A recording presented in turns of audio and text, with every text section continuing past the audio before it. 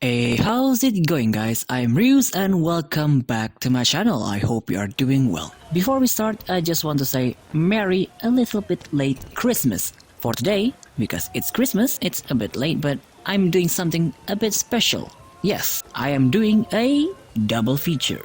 I made two decks, and because they were pretty similar to each other, so I thought rather than splitting it into two videos, I'm just going to make it in one go. But before that, we have some adjustments and it's quite a lot, so if you want to skip, as usual you can use the timestamp. First up, for the adjustments, Magnificent River got a change. To his effect, instead of summoning a shitty 2 stats fish, now at the end of the turn you get a blocker with stats equal to the cards you played that turn. I think this is much better than summoning a fish only on your second card, because if you miss that second card timing, you get absolutely nothing. Then we have Feed. It is now actually scary, especially against Divination because it eats the top deck of your opponent. Yeah, eating shield is useful, don't get me wrong, but it is a very rare case, and to this day we still haven't got a super consistent shield deck. So this eating top deck is a good adjustment.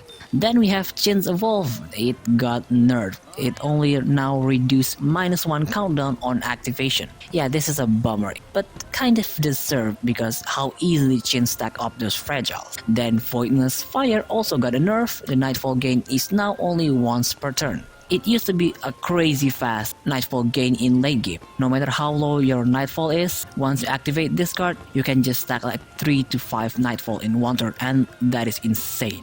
I saw this nerf coming a while back.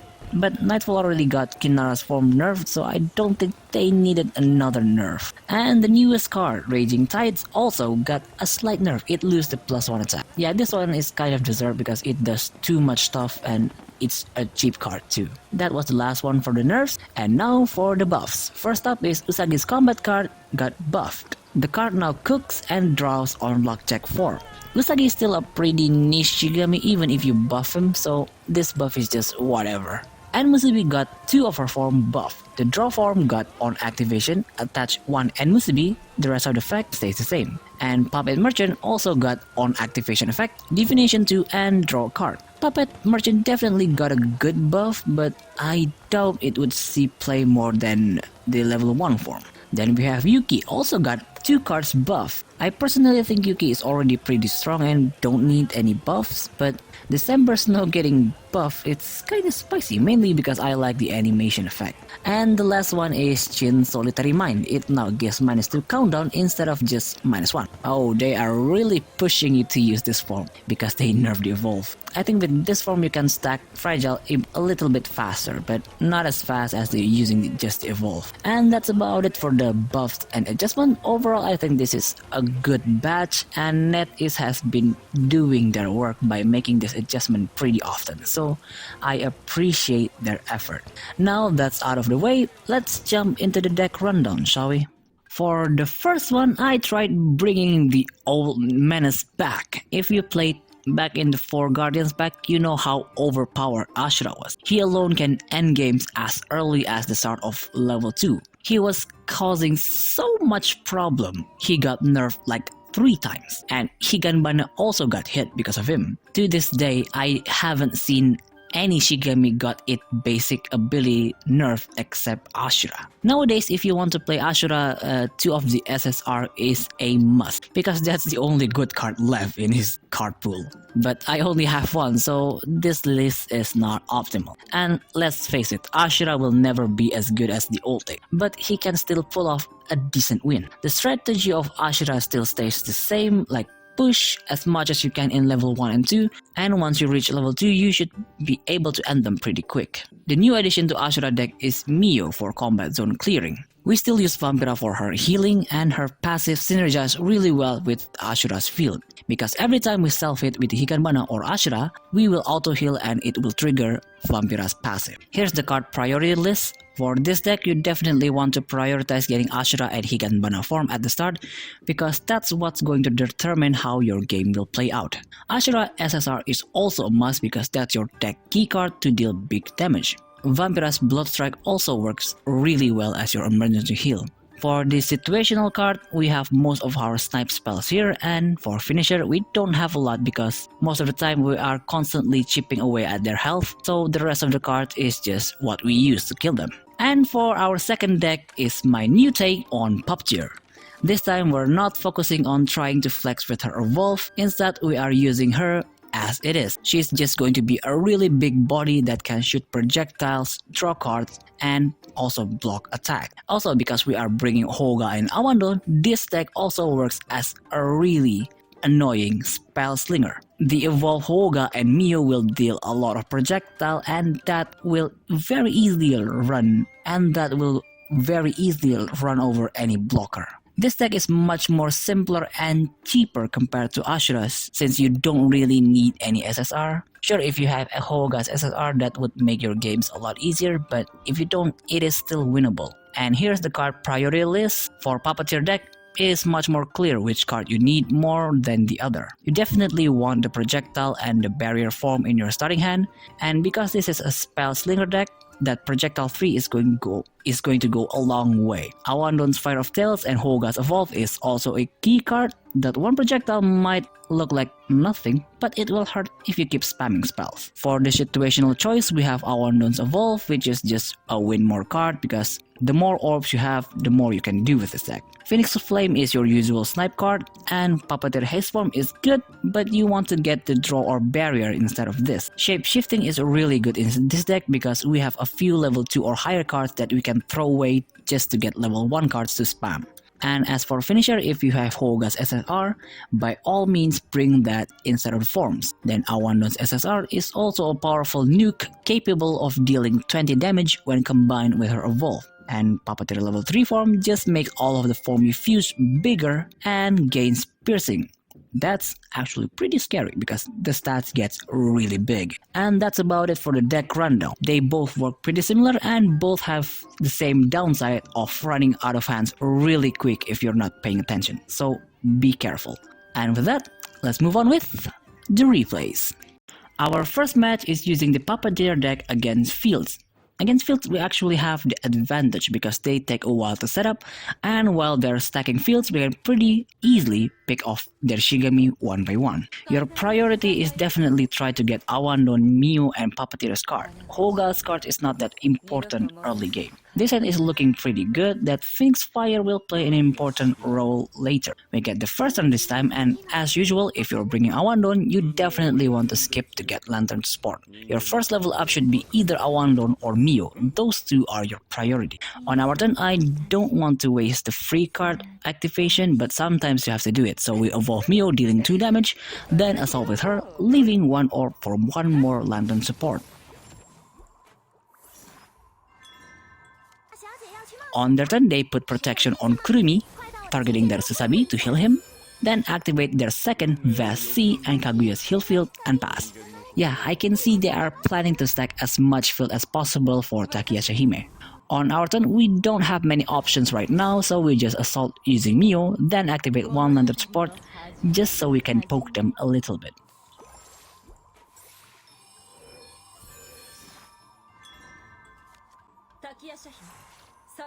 On their turn, they will evolve Takiyashihime as we predicted, then she will kill our Mio, and they will pass. Well, because their Takiyashihime don't have any protection, this turn we are going to evolve Hoga, then we are going to throw Phoenix Flame at her. After that, we activate 1 Lantern Support and punch them with Hoga, destroying their first Vast C, and we pass.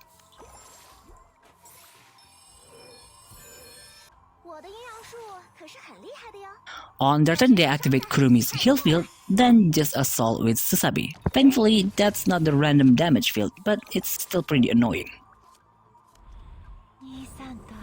On our turn, we're going to focus all of our orbs on Puppeteer because it will put huge pressure on them. Also, the order of the form is pretty important, so put the draw form first, then activate either the barrier or the haste so you get draw on the first fusion, then we activate 1 Lantern Support and fuse the projectile form. We don't want to attack just yet because we still have 2 forms left. On their turn, they will evolve Sasabi, then activate their Rebound Fast C, that will make him gain haste, and they will just assault with him and pass. You can see here the main problem of fields. If you don't high roll and get the fields you want, you can very easily run out of hands pretty quick. On our turn, we assault with Puppeteer, then put the haste form. This way we gain back the barrier while also dealing 3 projectile and drawing card. And we also get haste. And because we fuse, we get the barrier back, and their Taishakuten will not be able to run over our Puppeteer. On their turn, they activate Ratfur. Okay, that's kind of smart way to deal with our barrier.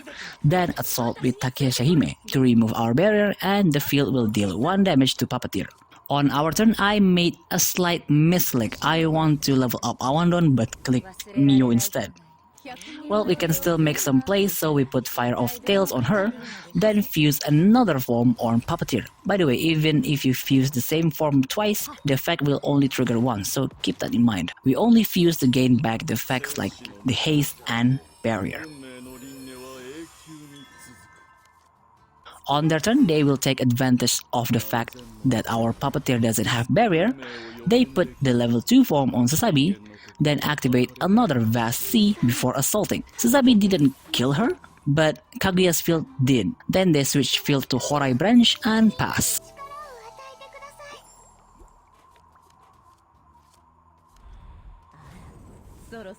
On our turn, we evolve Awandon, then put Mio's SSR form, discarding 1 Ghost Stories. After that, we activate 1 Random Sport. Look at Mio and Hoga dealing little projectiles every time we activate a card. Then we snipe their Kurumi with Red Flame, and we pass. We really don't want Sabi to revive early. On their turn, they don't have much choice, so they use Kaguya to block and pass.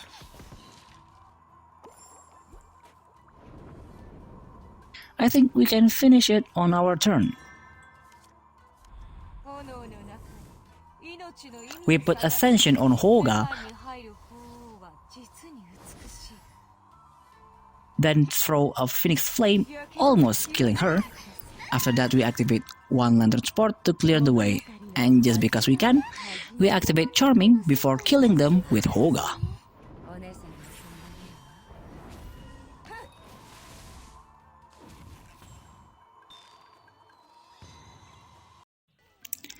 Our second match is using the Ashura variant. This match will be a lot faster compared to the Puppeteer because we are fighting against Orochi with a bunch of charged Shigemi.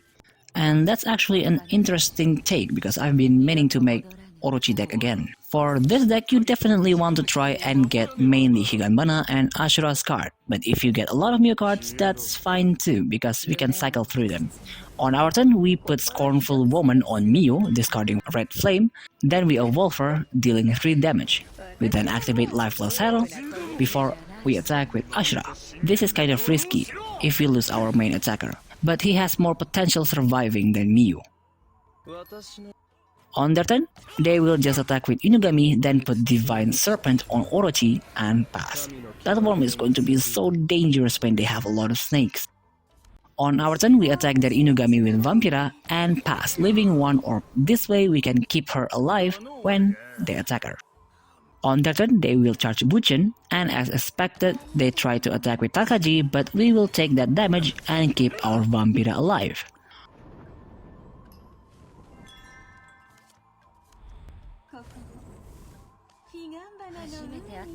On our turn, we activate Fox Flame, then evolve Higanbana. The passive from Mio will kill their Tarkaji.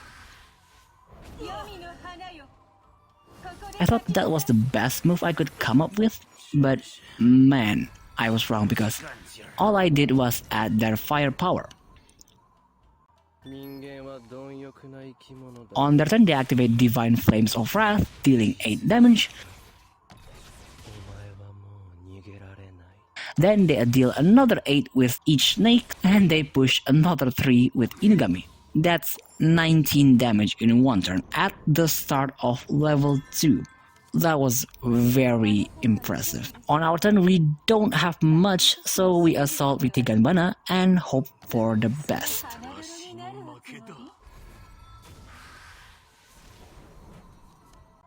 On their turn, they will assault with snake number 1 that will be met with Vampira's trigger. Then they sacrifice snake number 2 to kill Higanbana. And finally, the last snake will pass through and deal 4 damage, leaving us with a meager 1 health left. So with this moment full of despair, what can we do to turn this around? We have to anime main character moment and pull a level 2 card. And we did! So we activate Shape Shifting, discarding Deadly Blooms, and getting 4 cards. We activate our second lifeless health just because we can. Then we can activate Seduction, healing 4 points, and Mio's passive will kill their last snake. And with that, we can survive for at least 1 more turn. And if my prediction is correct, they don't have Inugami's instant revive card. On their turn, they will just attack with Orochi and pass. It feels good when you are right. On our turn, we snipe their Orochi with Red Flame and punch them with 5 attack Vampira.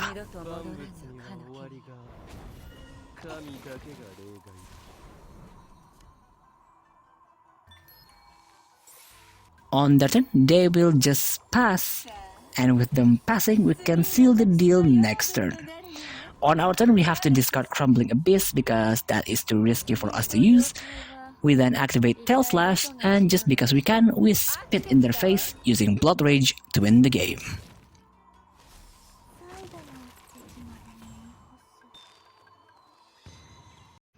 Well, that's all for today's video. I certainly hope you enjoyed it. Let me know down in the comments who should I do next, and if you want to support the channel, I have Patreon and Ko-Fi links down below. And as usual, if you have any kind of feedback, leave it down in the comments, and see you next video. Bye!